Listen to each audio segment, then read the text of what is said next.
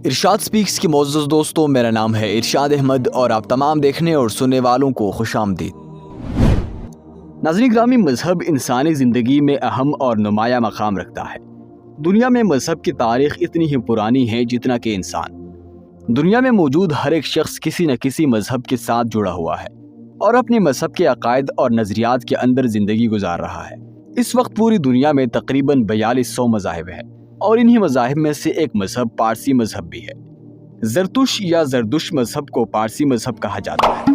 زرتش دنیا کا قدیم ترین اور وحدانیت پسند مذاہب میں سے ایک مذہب ہے۔ اس مذہب کو زرتشت ہی نے ایجاد کیا تھا۔ یہ ایران میں زرتش کے ذریعے سے 3500 سال پہلے وجود میں آیا تھا اور دنیا میں یہ 1000 سال تک ایک بہت طاقتور مذہب رہا ہے۔ یہ ایران کا 200 قبل مسیح سے 250 قبل مسیح تک سرکاری مذہب رہا ہے، لیکن اب یہ دنیا کا سب سے چھوٹا مذہب ہے۔ نیو یارک ٹائم کے مطابق اس مذہب کے ماننے والوں کی تعداد 1,90,000 سے بھی کم ہے، کیونکہ یہ مذہب غیر تبلیغی ہے اور کوئی شخص جو پارسی ماں باپ سے نہ ہو وہ اسے نہیں اپنا سکتا۔ ہر 10 برس بعد ان میں 10% کمی واقع ہوتی ہے، جس کی وجہ شرح پیدائش میں کمی ہے۔ اس مذہب کی خواتین میں غیر شادی شدہ رہنے کا رجحان بھی زیادہ ہے۔ برصغیر پاک و ہند میں زرتشی 7ویں صدی عیسوی میں ایران سے ہجرت کر کے ہندوستان پہنچے تھے اور 70% ہندوستان میں آباد ہے۔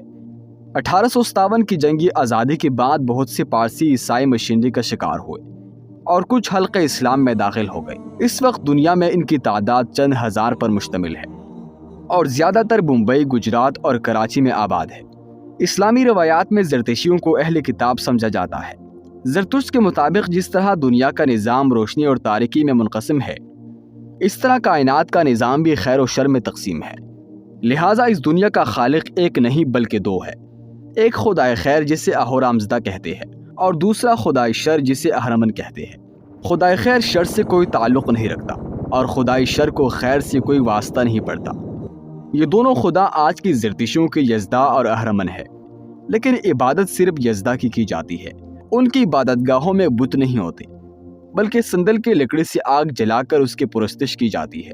یہ لوگ پہلے بھی آفتاب کی پرستش کے عادی تھے اور آگ پر اعتبار کرتے تھے۔ پارسیوں کی عبادت گاہ آتش کدہ کہلاتی ہے۔ پارسی اہورامزدہ یعنی یزدا کو حقیقی معبود قرار دیتے ہیں۔ زرتشت کی تعلیمات سے یہ بات واضح ہوتی ہے کہ وہ اہورامزدہ ہی کو معبود حقیقی اور خالق کل تصور کرتے ہیں اور کائنات کی مکمل حکمرانی اہورامزدہ ہی کو حاصل ہے، جو مختلف صفات کے حامل شخصیتوں کے ذریعے حکمرانی کو نافذ کرتا ہے، علیاذ باللہ۔